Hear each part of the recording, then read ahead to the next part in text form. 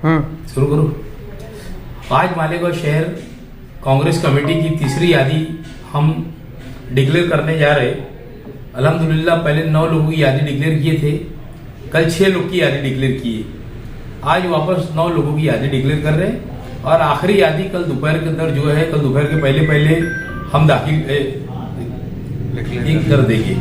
अभी पहला नाम है Parveen Bano Shaikh Anwar, ward number 8, Najma Bano Anwar Hussain, ward number 15, Parveen Bano Sattar Khan, ward number 16, Behbood Abdul Khaliq, ward number 19, Arsiya Firdous Aqeel Ahmed, ward number 19, Abid Khan Arif Khan, ward number 20, Anisa Bano Abdul Gaffar, ward number 20, Atika Bano Mohammad Haroon, ward number 20, Akhtarunnisa Iftikhar Ahmed, ward number 18। ऐसी 9 लोगों की यादी कांग्रेस कमेटी से डिक्लेयर की जा रही है और आखिरी यादी कल दोपहर में जो भी रहेगा, कल शाम को चौंकाने वाले नाम रहेंगे इंशाअल्लाह ताला। कल की आखिरी यादी होगी जिसके अंदर कुछ लोगों की कागज पत्तर की जिन लोगों की पूर्तता है हम उन्हीं लोगों की कर रहे हैं, क्योंकि अभी तक के कई लोगों के फॉर्म यानी भरे नहीं गए, यानी जो माहिती है वो इतनी माहिती गवर्नमेंट ने मांगी है, इसके लिए कई लोग का फॉर्म नहीं भरे गए।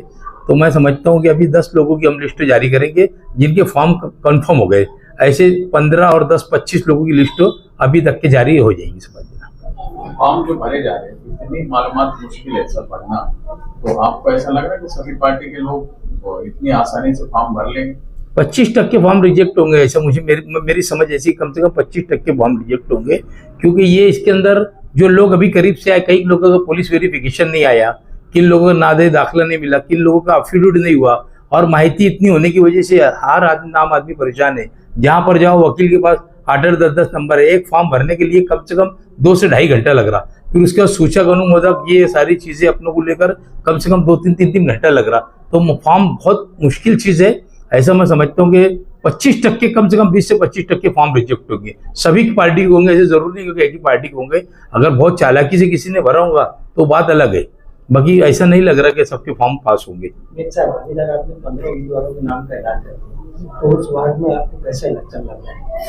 तामीर की बुनियाद पे हम इलेक्शन लड़ेंगे। शहर के अंदर हम ये बताएंगे कि एजाज बेग एक एसडी कारपोरेटर अच्छा काम किया शहर के अंदर। आप लोग एजाज बेग के भरोसे के ऊपर वोट दे। हम लोग जिन कारपोरेटर को आपको दे रहे हैं, हमारे कारपोरेटर का मुंह देखकर मत दौड़ दे।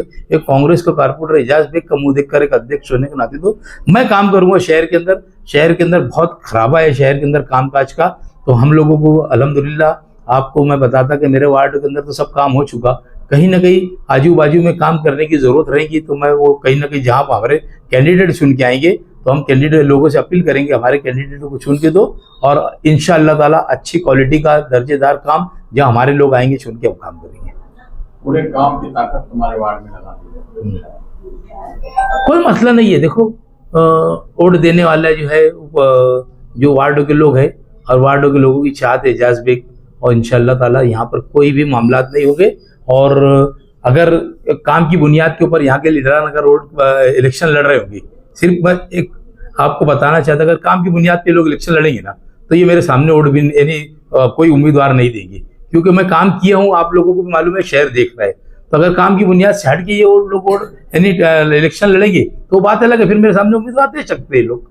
आपके सामने एक बड़े उम्मीदवार आने की ऐसी चर्चा चल रही है, बुजुर्ग और बड़े आदमी है, वो आपके सामने इलेक्शन लड़ने के बाद। देखो, इलेक्शन जमहूरियत है, सभी का हक है लड़ने का, कोई बात नहीं है। मेरा तो वार्ड है, मैं तो यहाँ से आप हमेशा चुन के आता हूँ। मैं तो ऐसा कोई भगोड़ा नहीं कि भाग के दूसरे वार्ड में चले जाऊंगा। मैं इंशाअल्लाह ताला इसी वार्ड से इलेक्शन लड़ूंगा। और ये मेरे वार्ड की माँ बहनें, दोस्त और बुजुर्ग हजरात, ये असेंबली का इलेक्शन नहीं है, ये अलग वार्डों का इलेक्शन एक अच्छा होता, शख्सियत पे इलेक्शन होता, कामकाज की बुनियाद पे इलेक्शन होता। यहाँ के लोगों से मुझे बहुत उम्मीद है कि मैंने जो कहा था 5000 की लीड के ऊपर, इंशाअल्लाह ताला इससे कम की लीड पे मुझे चुन कर देंगे। आपने 25 उम्मीदवारों की लिस्ट डिक्लेयर करने का अभी ऐलान कर दिया है। मुफ्ती साहब की इतनी बड़ी पार्टी है, पूरे शहर में उनका वोट है। अभी तक सिर्फ 18 उम्मीदवार हुए, उसमें से कुछ कांग्रेस के और बाकी उम्मीदवार है, कुछ आसिफ भाई को छोड़ के आए हैं। तो क्या आपको लगता नहीं कि उनके साथ लोग जाने तैयार नहीं? तैयार हो यार, सब जाने के लिए, उनके साथ जाने के लिए तैयार है। मगर उनका मुझे ऐसा लगता ना कि अंदरूनी मामला कुछ न कुछ कल्पसार का शिकार है।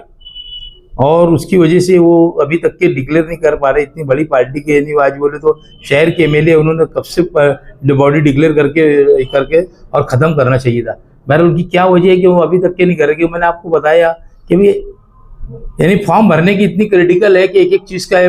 बैंक का पासबुक भी अगर नहीं रहेगा तो उसका फॉर्म भी पास नहीं होने वाला है। अभी मेरी अवार्ड कंट्री साहब से बात हुई, मैंने उनसे पूछा तो बोले फॉर्म यानी वो पासबुक साथ में ही लगेगी उसकी जेरॉक्स हो, नहीं तो फॉर्म रिजेक्ट हो जाएगा।